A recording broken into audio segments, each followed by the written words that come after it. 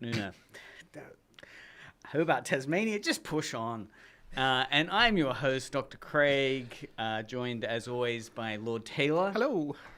And special guest, Sues Cummings. Hi.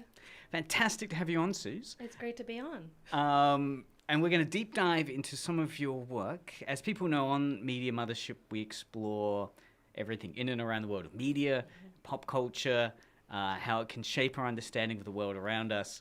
And if people are keen to get visual, hopefully this time it's working, they can go to YouTube or Twitch, where we're live streaming under Media Mothership, or listen to us on the Edge Radio website, edgeradio.org.au, or the FM system, which is a little crackly at the moment. A little bit of crackle. But you might like to think of that as the media womb. You're in that Just kind some flavoring for of... it. Yeah. Well, some people use white noise to help them sleep. That's true. So this could be a kind of hypnotic Crackle to make you angry. crackle. Maybe. So today we're going to discuss the Suze's Silent Trilogy. Yep. That's my book series, yes. Piece of work. I have to get the mic a bit closer. Okay. Or I could turn you up a bit. Also, yes, if there are questions that people have during our show, you can SMS us on the studio number, which is 0488811707, or post a message on the chat. Oh, no, you can't do that. I can't get this. The SMS line, then. Yeah, do the SMS line. Yeah, okay, just push on. Today, we're... I think the medium issues are great timing because we are talking about an older medium. You know, books, print, old medium. That is so, true. you know, some technological issues, that goes with it. Well, yeah, without any... And sometimes, actually, it's those older mediums which turn out to be less policed. Exactly. That is Yeah, why that's you true. should start streaming with a book. I'd still screw it up sometimes. Just like open up a Google Doc and just type in it real time. People can come and watch you. Yeah, that's right. Because my streaming will be visual, face-to-face streaming. Like, come to this cafe at this time where I'm live streaming my book reading. I'd be reading. Cracked out the typewriter, just like hang around behind me and listen to when you hear the ding of the end of a line and come along and have a read. Well, it's interesting because, I mean, there is a bit of history around media platforms that used to receive a lot of policing, but then fell by the wayside. And then they became the location for the ferment of revolution. So the civil rights movement in America, for instance, many people point to the significance of the church pulpit, that this used to be a space that was heavily monitored or censored, like in the 18th, 19th century. Yeah. But then by the 20th century, television, radio, cinema was more under the public scrutiny. And the pulpit was a space, though, that could recruit and activate Black America to... I didn't know that. Yeah, that's really interesting. I forget the author. It was so many years ago. Anyway, we're not here to necessarily talk about that. There might be revolution in the work that you're creating, though, Suze. Oh, yeah. They my book series does touch on revolution as a topic.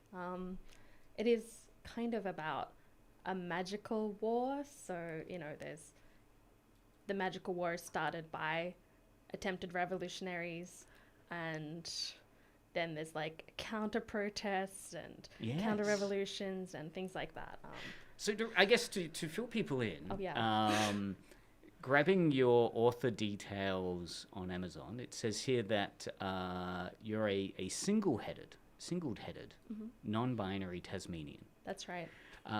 Who's living in Southern Island cities, which I love the idea of Southern Island cities where you've resided. So, of course, Hobart, but also Kagoshima. Yeah, Kagoshima in Japan. I lived there for a year in high school, which was a great experience. It's very hot and humid there, so like kind of the opposite to our idea of a southern island. Yes, because that would be closer to the equator. Yeah. So space yeah, so it's where- like usually about 40 to 45 degrees in summer and Right. 90% humidity. So you've got so you got Fukuoka, that the island it's was down south, and you got south Okinawa. from Fukuoka, Right. but like before Okinawa. Right. It's like the last city on the Kyushu Islands before you start getting into the Okinawan Islands and the Amami Islands. It's really intriguing that was a exchange location Yeah. for students. Yeah, I'd never heard of it. I just like got my exchange student packet in grade 11 and it said, you're going to Kagoshima. So I Googled it, and the thing Kagoshima is most known for is having one of the world's most active volcanoes. Wow. So I was just immediately like, oh no. Was the volcano? Oh yeah, it erupted like 3 times a day, Wow. every day that I was there. Wow. But it's like mostly just like little bursts of ash, like little ash farts. That doesn't sound too scary. No, it wasn't too scary. But then like, you know, you'd go there and they'd be like, oh yeah, this like road that you used to get here, that didn't exist before 1912 or something like that, when the Right. volcano had its last big eruption. And so that was kind of a formative period of life, right? You were in Yeah, high school? I was actually I was working on these books there because at that point I'd already had like a publication offer that I was considering and negotiating with, but I ended up rejecting that offer because I didn't like the changes they wanted me to make to the Interesting. books. So you were there though as a student. Yeah, a high school student. Yep. And since then you've it says here you've been juggling writing, academia, work, and stargazing. And I should say, for full disclosure, that the academia part is where we crossed paths. Yes, it right? is. You were my honours supervisor. Yes, on a great project. I know Lord Taylor, also ex-honours student. I feel like actually with the X-Men, I could be Professor Xavier, and I've got like 2 X-Men in there. I wonder which X-Men you'd be. I don't know which X-Men studies Pokemon. Yeah, your project was Pokemon, and Taylor's project was K-pop. So great projects. So I supervised you. Your project was looking. Do you remember? Oh yeah, my tell us a project little was looking at how fans and audiences reacted to the translations in Pokemon. So like I would show the people taking this survey a more literal translation of the Japanese side by side with the localized translation, which is the translation made easier for people to understand as English native speakers. And this was like Funimation during that period where Pokemon was being localized into TV in America Yeah, it was for and kids when they Australia. were like, you know, the characters would be holding up a rice ball and saying, look at this jelly-filled donut. Nothing beats a jelly-filled donut. So you had all these great scenes Yeah. where they'd taken really distinctly Japanese objects or sayings, and they're just completely you kind of avoided dealing with the Yeah. foreignness and just said, no, this triangle white object is a donut. Yes. I remember like being 7 years old and watching that scene and being like, I've never seen a donut like that. That looks great. I can't wait to eat one of those donuts. And there's a little bit of violence that was toned down, wasn't there? Yeah, there there was quite a bit of scenes- violence, especially in the Pokemon manga, which is actually quite violent. And what were some of the violent sequences that you recall? I remember there was like one where a little girl, like she's 10 years old, she's one of the main characters, her name's Crystal. She was getting slapped by her mum, and they just like completely removed that panel. And that was actually one of the Yeah. ones where the Wow. fans reacting to it were kind of like, actually, yeah, maybe you should take that out. Maybe we don't want little kids reading the Pokemon manga to be like seeing parents slapping their kids. Animal abuse. Yeah, because I guess unless it's having a story payoff. It was like that the mum character. slapped her and then started being like, pull it together. Just You're keep right, going, right, keep right. doing your best. So it was that kind of, tough love Yeah, tough love. moment, which It was like it really highly didn't problematic. add anything. You could have just had her mum saying like, come on, you can do it. Yeah, yeah. It was a great project. They got excellent results. Yeah, I was very happy with the results. Yeah. I've always wanted to try and get it published. We went through one effort. We got the feedback from, I forgot what the journal was we applied I for. don't remember either. Yeah. It was while I was living in Japan, so it was a bit hard to organize things, and yeah. But it's that we should do a Kickstarter to get it. I turn everything into a Kickstarter these days to get it published. You're lucky I'm not yet going to inflict a fundraising activity linked to the work we're doing on today's show. We might get there, though. Last week it was for the K-pop show. If Taylor's Facebook page gets 100 likes, we would eat the spiciest Korean ramen we can find live on air. I mean, you can try to plug getting more people to subscribe to my Patreon, but I don't know what to offer there. We'll get there. Don't worry. All right. So going through your bio, you've worked in academia, work, and stargazing. What's the stargazing link? It's just one of my hobbies. I just really like looking at stars, and it actually links to the trilogy where they have this religion formed around stargazing. So it's kind of like a tongue-in-cheek way of being like, hey, if you're like an established fan of this, reading my author bio, then you know, like, yeah. So that's why that's in there. So you're also educating, right? There's a little bit of entry points into star knowledge, or is it? I don't really remember. I don't think so. Sorry. The other thing to know about these books is I wrote the first one like a long time ago, and it got published in 2019. Wow. So it's been a while since I like really looked at it. So a lot of the details now, when people ask me, I'm just like, yeah, I think so. I don't know, maybe. That's great, because I have got tons of questions. Okay, great. Just on stargazing, what's your take on the light pollution in today's, in the night sky because of satellites, the increasing... I don't like it. Yeah. It makes it harder to see stars, and I was recently living in Sapporo, which is a much bigger city than Hobart, so it's like 3 or 4 million people, and I couldn't see many stars at all. Like I could barely see the planets, and they're really bright. So I was always just like missing the stars and trying to get out to the countryside so I could look at the stars for a little bit.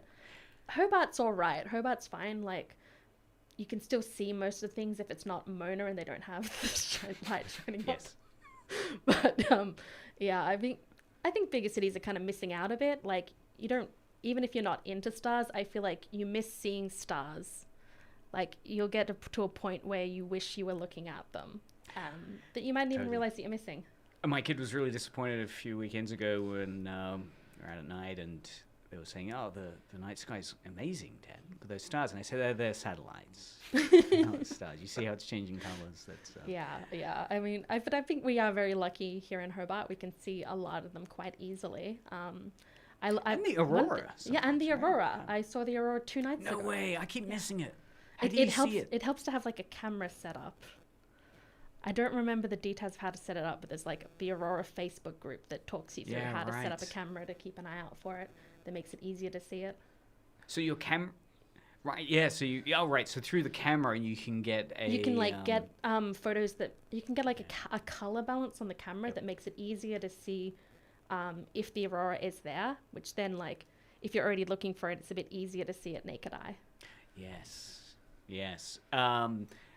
So some of that appears in the book. Some of that. So you've also worked in education, and that was the Sapporo time, was working in education. See, this is the thing. That author bio is out of date. Oh, let's update it live. Oh, no. Anyway, go on. So it's like, it says lived in southern cities. I've since lived in a northern city in northern Japan. Right, Sapporo. Yeah, of course. And I was a teacher there.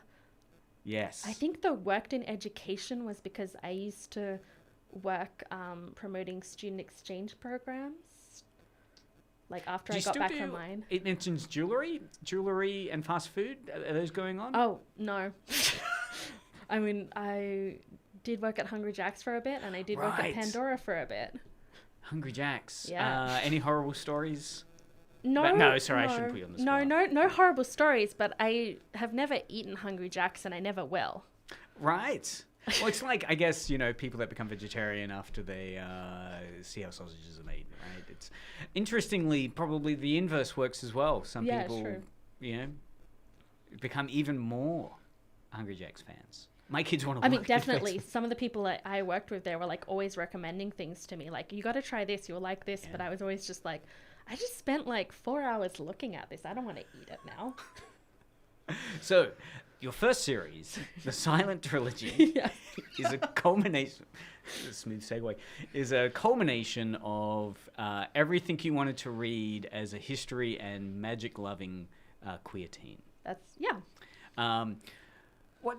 Like as a history and magic-loving queer teen, I'm thinking, when I was into history and magic. Well, history and fantasy. Is there a difference between like magic loving? Is that? Oh, I think I said magic in the bio because I was like, this isn't hard fantasy.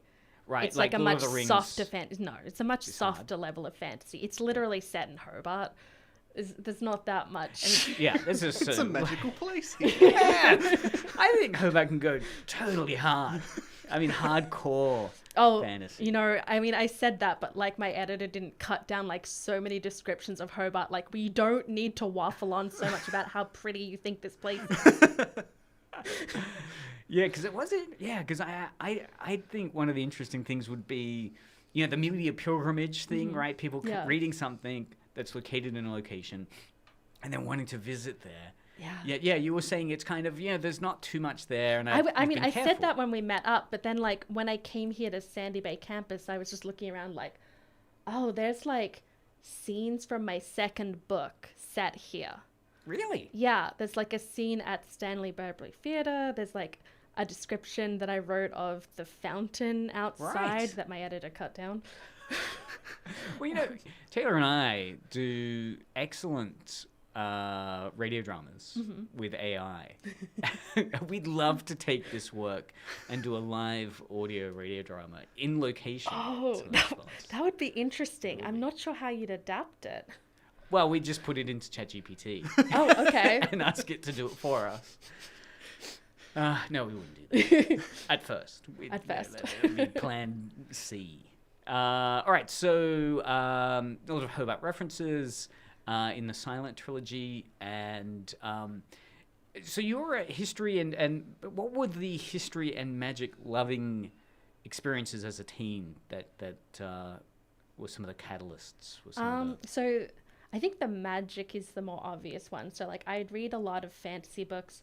I'd read a lot of comics with magical characters, things like that. And like you're saying comics with magical characters, Doctor Strange? Not so much Doctor Strange, more like Wanda Maximoff, Scarlet Witch. Yes. Which, I mean, I haven't watched WandaVision. How shameful is that? But okay. But I read the comics it's based on. Yeah. Yeah, so a lot of stuff like that. And I kept noticing this like trend in fantasy and magic-based fiction where like people are oppressed for being magic. And I think like, one of the famous Australian examples is the Ober-Newton books by Isabel Carmody, which are like... Ober-Newton. Yeah, great books. And she's a lovely person. I met her one time and she was very kind to me, even though I was like shaking, like, I'm meeting one of my heroes. Hi. And I think like Harry Potter's also kind of an example of that, where like the magical people are hidden, but like why? Yes, yeah. There's a sense of the underground, the repressed, the secretive, that shouldn't be seen in a world where the humans can be who they want to be be public and live. But yes, Harry. Yeah, and there's also like a lot of like hatred towards the normal humans in that, like in the like, Harry Potter. In a lot of these books, honestly, it's just like, oh, those normies, they don't understand us magical people and our magical ways. Yeah, because I guess Harry Potter has that with muggles and the discrimination of the characters that have parentage that's both human or muggle and... So I just like wanted to write something about magical oppression that was different, because what I noticed in all these magical oppression stories is like, even when they're set in the real world, like Harry Potter, the only oppression that exists is of magical people. It like kind of erases everything else. You know, there's no homophobia, there's no transphobia, Right. there's no racism. It's just magic. That becomes You're, a kind of you're at catch-all. Hogwarts now. There's no racism. Yes. There's definitely transphobia now, and we know, but Yeah. Well, that's interesting with the transphobia issue, Yeah. isn't it? Because it does present almost that Star Trek universe, right? Everyone's together yeah, and okay, but then that there still are fractures. There still Yeah. is, like I think what J.K. Rowling said that but before that came out about her yeah, transphobia, there was the sense that she was saying she never explicitly stated Dumbledore was gay. Yeah. But she would be fine with that interpretation. Something like that. no, Was she that the case, or- like came out and said, "Oh, he is gay. I just never wrote it." Right. Which sounds, kind of like having your cake and eating it too, right? Like there's... Yeah, it does a bit. Yeah. So I was just like, I don't know. I was just interested in being like, well, what would it look like if there was like magical people who are oppressed, and then these other issues are there too? Like, how would it factor as another axis on which people can be oppressed? Yeah, so in your world building, Yeah. there's existing levels of discrimination Yeah. and phobias, and then layered into that is magic as well.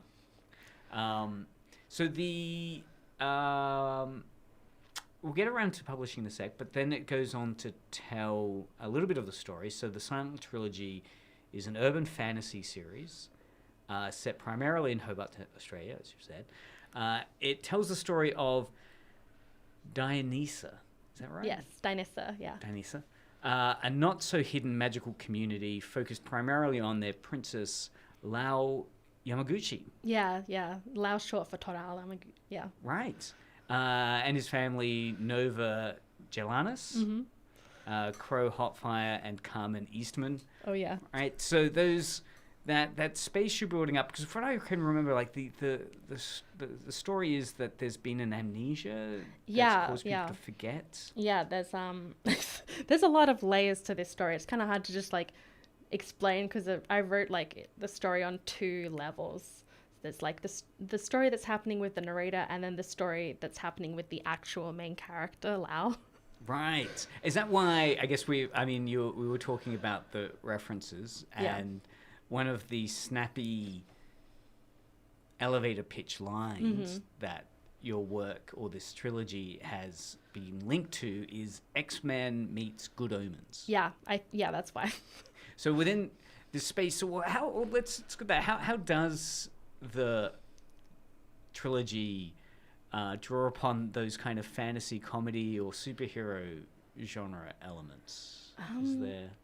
So I think the reason, I didn't pick the X-Men meets Good Omens line. That was Do you picked like by my those publisher. too? I do. I love X-Men and I love Good Omens. So like it's appropriate. Those were definitely big inspirations for me growing up. I read them both a bunch when I was a kid. Because X-Men, of course, classic comic book series about mutants.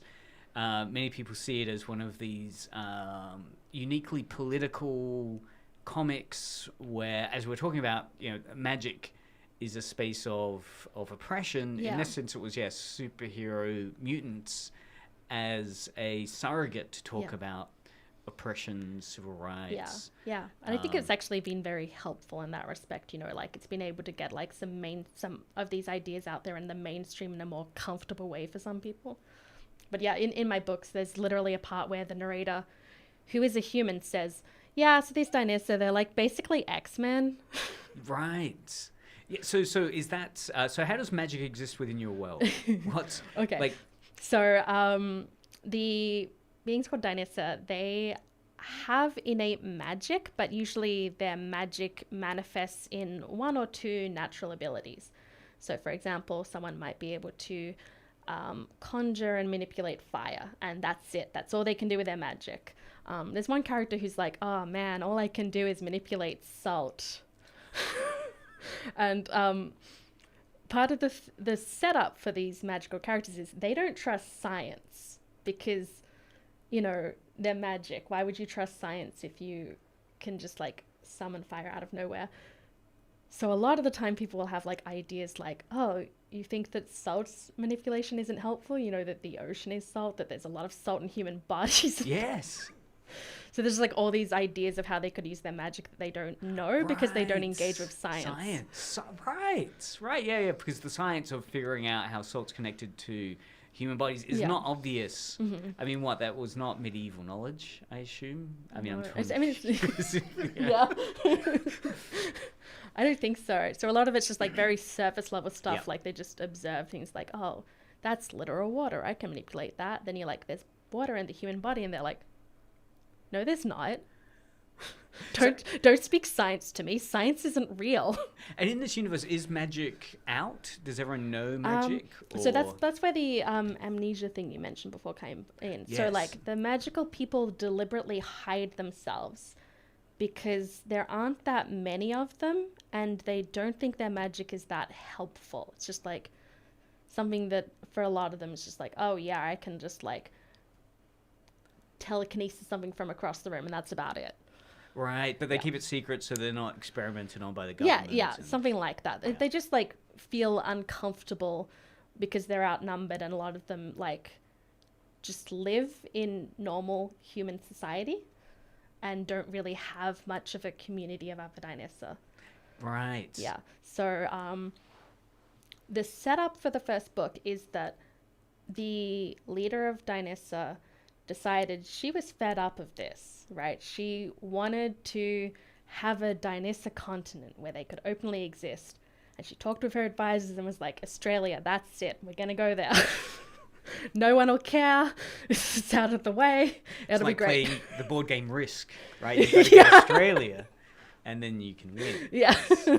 Right. So she started trying to do that. It didn't go well. There's not many of them. They're outnumbered. Australia's got like a military and stuff. And this is set in the contemporary world. Yeah, right? That move to say Australia would be a great location for us to. I think like in the books it happened in like, hang on, let me I think it was like 2010. Yeah, 2010. Right. And I don't want you to spoil too much of the book, but I do like that premise of so a group of people like Magneto, Yeah. kind of. Yeah, very much like Magneto. She was the leader of Dionyssa. Her name's Amaya Yamaguchi, Lao's mother. She was very much like, I want a better future for my kids because I grew up hiding so much about myself from the people around me. I don't want to do that. I don't want my kid to do that. So I was very motivated by that. And, you know, it didn't go well. What happens when they get to Australia? It's such a fascinating story. I mean, they kind of just like get to Australia and start using magic in public to try and scare and manipulate people. And the Prime Minister's like, that's Was that Tony Abbott terrorism. at that point? I'm not allowed to say who it is. Oh, okay, right, But you yeah. can probably figure it out from the subtext. Right. What a fascinating concept to have. Yeah. So they're like kind of like struggling, and it comes to like negotiating and things like that. But the way that the book starts is like the narrator, who is unnamed for most of the series, so I'll just say like the narrator a lot. The narrator woke up one day and was like, "Hey, this war thing is over." And nobody remembers these Dionyssa. And every time I ask someone Right. about it, they just start like staring off into space and humming. What's up with that? And that's where the book starts. So there was an invasion of Australia. It didn't go well. And then, like, the humans won. But then there's something that's caused everyone There's something to that's caused everyone to forget. that Yeah. happened. And the narrator remembers all of it. Right. And then she's visited by these people who say, hey, so we kind of covered it up using magic to mind control people using music, but you're deaf, so it didn't work on you, and we're here to like square that away. Well, it's a fascinating idea that a kind of neurodiversity or a disability is a superpower. Yeah. In space has allowed them not to forget. Yeah. And like, you know, they pretty quickly realized that like, oh, this is like some mind control thing that's not going to work on me ever because I can't hear it. And I can just take my hearing aid out if this person tries to mind control me again. Yeah. Yeah, and that's back in 2010, because I know there was Yeah. that, just recently, there was that Netflix thing about the horror thing with the hearing aid, the alien invasion. Oh, I don't know about that. I should look into that. Yeah. Wait, are you talking about Bird Box, where the blind No, people had the no. superpower? It was the one with the guy from The Office Oh. as the father. There you go. Wayne Those are just my Wilson. clues. I'm just putting little crumbs of half-remembered information because I've not seen the series or Yeah. the movie. We'll follow it up on a later show. All right. So you set up this really interesting space. So it's narrated through, the eyes of the human who doesn't quite get it. Yeah, that's right. And you say it's super queer and has lots of bonus stories. So it's quite a fleshed out world that you created. So like the bonus stories are because it's narrated through the point of view of this human who doesn't quite get it. There's a lot about the Dionysian culture that she doesn't understand and frankly doesn't care to understand. Right. So she misses a lot. And as my fans were like reading it, they'd be like, hey, I want to hear more about like this character from their point of view.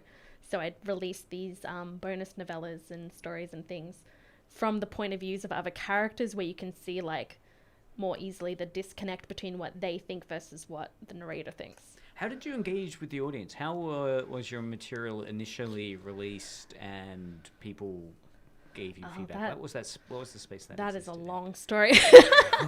We still have 25 minutes. So I started writing this in high school. I was just like kind of playing with it. I didn't think it was going to amount to anything. But I had this friend who was like, what are you writing? What are you working on? So I'd show that friend chapters of it. And really the reason that I finished it in the first instance was because of this friend saying, I want to know more. I want to know more. I want to know more. Right. Yeah. So first it was just like sharing with that friend and immediate friends. And then because friends reacted so positively to it, I gave it to my English teacher at Taruna High School.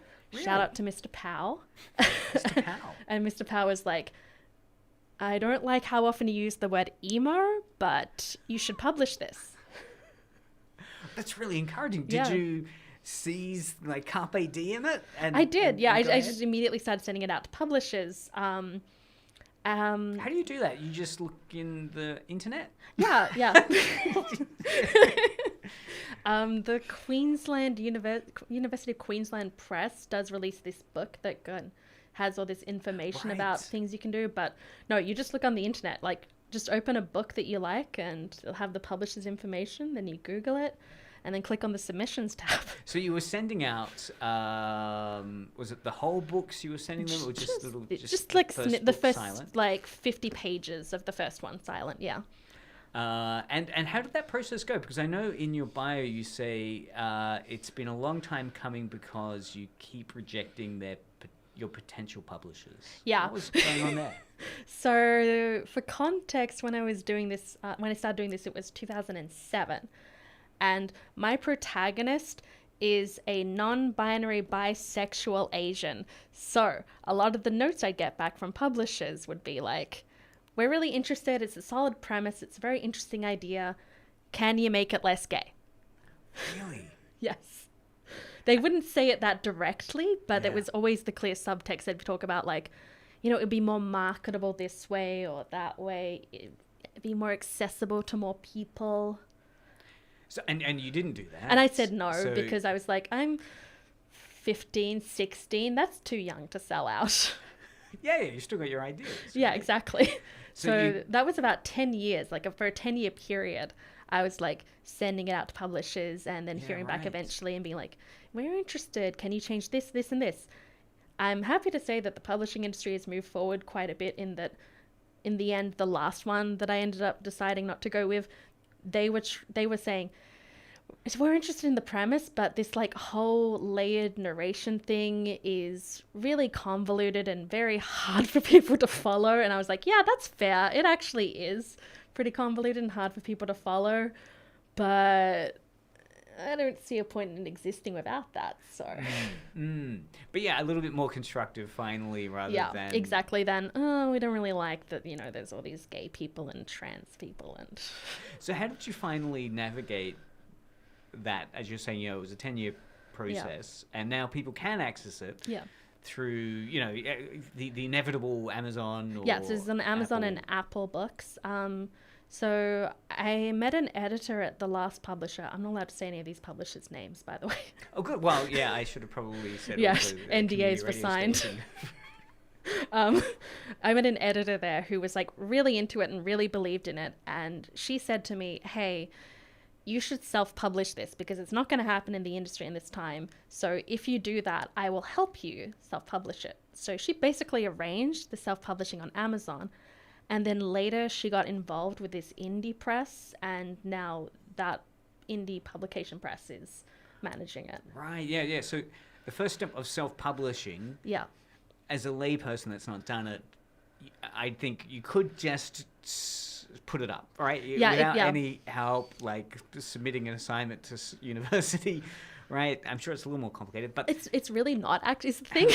I thought it was much more complicated than it is too.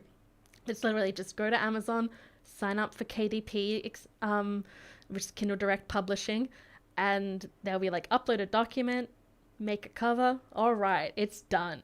and that's pretty much. I mean, look, I mean, it's important to, I guess, talk about alternative pathways, and you can just allow work to exist within a Patreon space. Yeah. But Oh, if- definitely. If you are going to get it to circulate, really, sadly, there's a monopoly, isn't there? There in is, terms yeah. of- I was, the reason I ended up going with Amazon, I didn't want to go with Amazon, was because every single publication available in 2019, all of them were actually Amazon under different names. Right. It would end up still Yeah. Amazon. Yeah, right? exactly. Ultimately, you're looking at a digital piece that's downloaded. Yeah, because I guess getting into your Dimmicks or your bookstore somewhere physically is yeah. a different world, right? It's No, you can still do that. You just ask them to stock it, and they often will, but you don't really get much money off it. Is the thing. yeah. Look, and And a lot of the time, people are like not as likely to pick it up anyway. so really that ebook. Yeah, digital it's just like space- it's more profitable for you as an independent author because on ebook spaces Right. like Amazon, the author gets 70% versus if I were to do traditional publishing, I would get at most 20%. Wow, that's a huge. And then drop. I'd have to give a chunk of it to my agent or my or my Yes. editor. So probably more like 10%. Yes. Yeah. So it's a tough market. It is a tough market, yeah. Have you been relieved? Is it satisfying to have had this trilogy now out? And Oh, I know you're definitely, working definitely. on different projects, but yeah, so it's out. So it It's is out. good. It's worth all the pain. Yeah, I think so because, at the end of the day, the reason I kept saying no to those publishers was because I really wanted to tell this story in my way. And I'm happy that I got to do that. And I'm happy that I was lucky enough to have some support in doing that from my editor and things like that to help me feel honestly validated in self-publishing because it does have a negative stigma attached to it. Self-publishing. Yeah, I don't Yeah. think it should, but it does. Well, there's a lot of amazing work out there. I was talking with Hannah, the station manager, Yeah. about various well-known pieces. Like, of course, you've got 50 Shades of Grey, Yeah. where the story goes it began as a Fanfic. in Twilight, Yeah. right? And it wasn't Twilight itself also a fanfic? Oh, no. of- Twilight was picked up by one of the biggest publishers in America. Right, yeah. Yeah. So that's still original, but yeah, then 50 Shades of Grey. So there are Yeah. works which have Even existed things as like fanfic. I think The Martian started off as a self-published book on Amazon. Yeah, there's like some big examples like that. Yes. Yeah. You could be the next one. Oh, we can only dream. So, your audience, you were talking before about your readership wanting to Yeah. get more information as you Yeah. were growing it. So, was Amazon where you were putting your work out during all this time to No, get that feedback? so there was or- like a period where I put it online on some of the usual places where people put things online. Like I put it online on Wattpad and Rainbow Road and things like that. And Rainbow Road is kind of has a whole ton of stuff. Some of it's Yeah. fanfic, some of it's original material. Same with and Wattpad. There's just like Wattpad, there's just right. places where you can publish. It's meant to be books, but a lot of people publish their fanfics there. Yes. But they're like great platforms. But I kept finding like, oh, this isn't really like the right space for this, and so I kept trying to traditionally publish it because honestly, I just like the idea of having physical copies of it. And it's wonderful to see these books now in the studio. The physical copies here. Really thick. How did so you? thick. So the cover and getting it printed on demand. Yeah. What was the process you went to create the covers? Well, I drew the covers. Nice. Yeah. I did think about getting some artist friends to do it, but I was like, oh, I'll just do it. Save some money. Yeah, you own it. Yeah. I mean, yeah, symbolically, literally. Yeah. And yeah, so it's very easy. You just like upload the cover and the content to Amazon. Unfortunately, you can only get print copies through Amazon at the moment.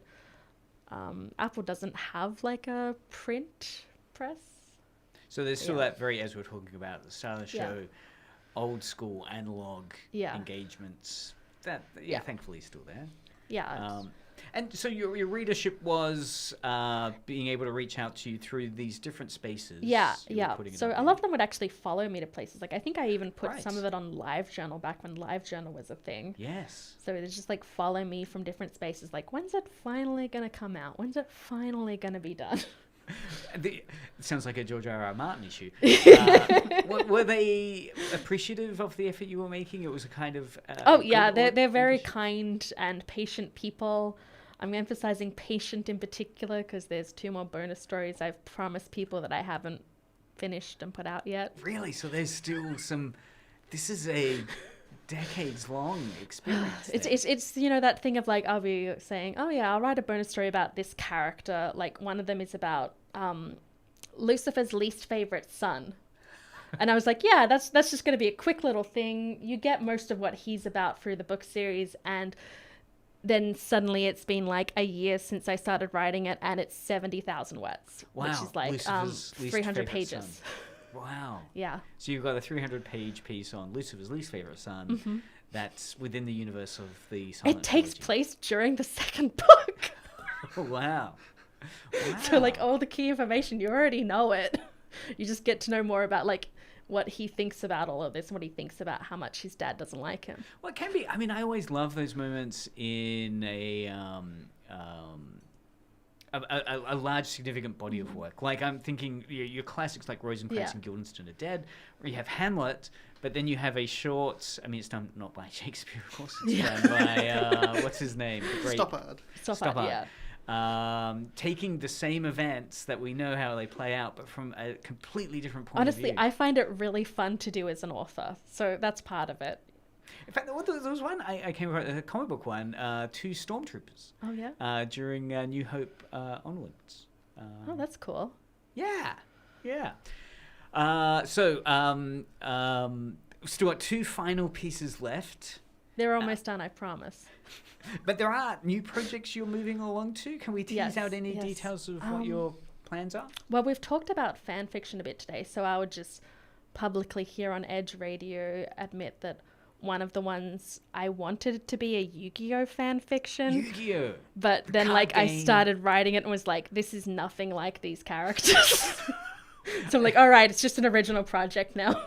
This sounds like the origin story of 50 Shades of Grey, again, right? That Oh is, no, it's nothing meant like to that. be- Take them in that direction? I Okay.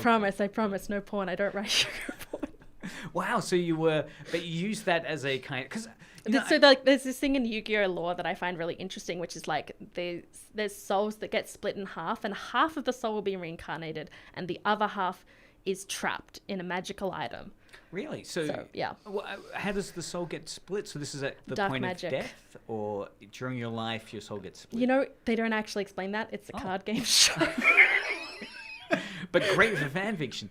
So really, so the characters in Yu-Gi-Oh have themselves, and then Yeah. they have a gem or an item yeah. which has the other half of their soul. Exactly, yeah. So it'd be like the light half and the Right. dark half. Really, right? So Yeah. you have characters that are like lawful good, and they have the chaotic evil part of themselves in this Yeah, gem. yeah, exactly. Like literally one of them is called Yami, which is Japanese for dark. Right, and he has that in it. He's a chaotic evil Yeah, character. he's the protagonist's evil half. Wow. So you were setting up a exploration of that kind of additive comprehension, like what's going on with this? No, it's just like that idea of like reincarnation, and I wanted to like pair that with the idea of it as like justice, because in Yu-Gi-Oh it's usually used as a punishment. So I was like, let's look at like restorative justice and prison through this reincarnation thing. Like, So- how do you right. keep punishing a soul forever? You know, that's not really fair. Oh, so that mechanism of splitting the soul is a punishment mechanism, is it? Sort of. Listen, it's none of this is clear. They're just very clear It's a about the children's- card yeah. game. So this is a 1990s children's cartoon, probably a manga originally. Yeah. Or maybe it was the card game as the Mothership. No. So It's- it actually was originally like a manga that had a bunch of different games that they played, and then he created the card game, and then it became only about the card game Wow. to sell the card game. Yeah, because it's now so heavily associated as the card game. App. Yeah. Wow. But then, yeah, it raises all these questions of how that mechanic actually works. Yeah. But they're not explained in world, and Yeah. what the author is not terribly interested in fleshing that out. Yeah. So, yeah, fans.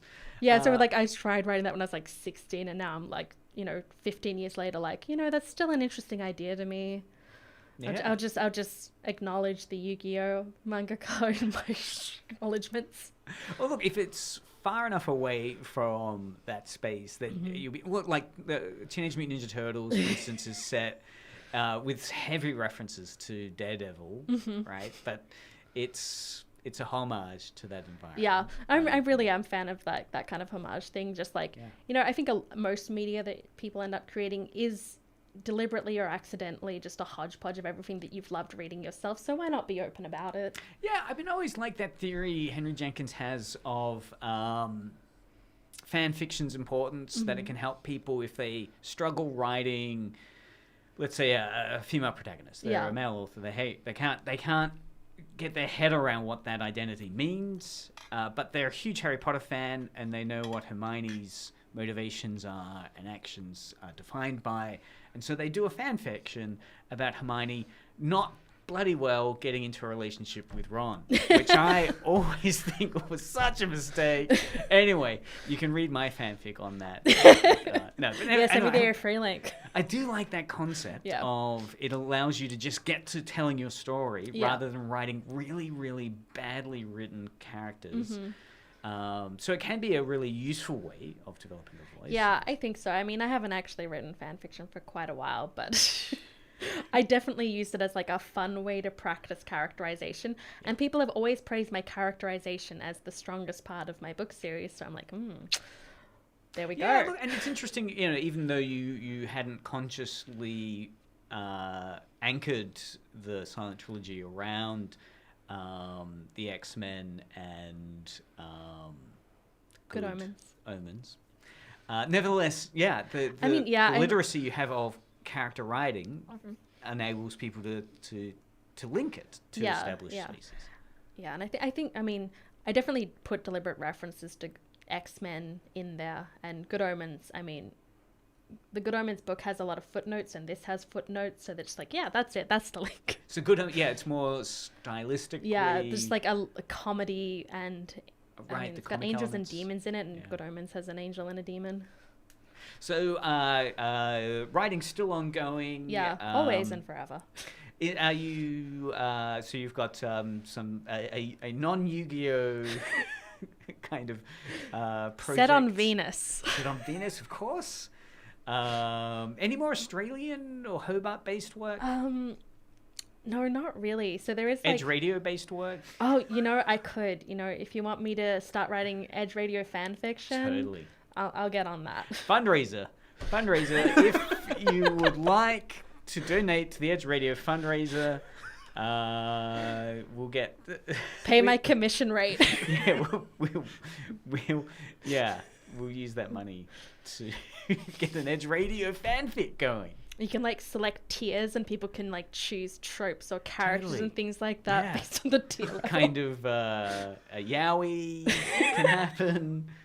You know, what are some other fanfic tropes? Anyway, we'll look that up on TV Tropes. So, if people want to know more, where can they go to find out? So there is a website, silent-trilogy.com. You can also find my author bio on Amazon and Apple just by typing in Sues, S-U-E-S, Cummings, C-U-M-M-I-N-G-S. And yeah, give it a read. It's weird. Maybe you'll like it, maybe you won't. Excellent. Well, I'm hoping to see cosplaying in this universe of characters in this universe at the next TASPOP. You know what, Craig? Some of the characters in it cosplay, so you should give them all three of these massive books a read to like select out the cosplayers. Totally. I accept your challenge. Well, thanks everyone for listening. This has been Dr. Craig Lord Taylor and a wonderful guest, Sues Cummings, for Media Mothership on Edge Radio. Show notes, including links to Sue's work, will be available on the episode description on YouTube, Twitch, or your podcast supplier. Next week, next Friday's PAX, right? The video game thing. So I might possibly do that. Well, not go there, but think about it. I've got 2 people that are going to PAX that I'm going to try to get on the show later. Nice. That sounds good. I hope so. So you can listen to previous episodes of Media Mothership on YouTube, Twitch at edgeradio.org.au, or via podcast. You can reach out to us via Facebook and Discord. We're growing our Discord slowly. Nice. I'll go join your Discord server. It totally rocks in a echoey way. So if you've enjoyed listening to this show, do listen to some other Edge Radio shows in a similar vein, like Millennial Think with Hannah Miranda every Wednesday at 10 a.m. Keep listening now to Edge Radio. Coming up next is K-Pop Unlimited with DJ TJ and DJ CJ. That's correct. DJ TJ, you're in the studio now. Is there any hints people can for the show? New music. Really? Yeah. That's so rare. Normally it's from the early 2000 period. No, new music. Wow. Mainly girl groups. So. No Psy again. Yeah, unfortunately. That's the extent of my K-pop knowledge. That's why I'm so useful on the show. All right. Well, thanks very much for listening. Thanks again, Suze, for coming. Thanks for having me. It was a great time. Yeah. And coming up now, we have a song, eventually, New Conflict Dream by Time for Dreams. Yo, what's up? This is Edge Radio. Yeah, that's it. Oh, yeah, I can't. It's too cringy. You're listening to Edge Radio 99.3 FM and edgeradio.org.au.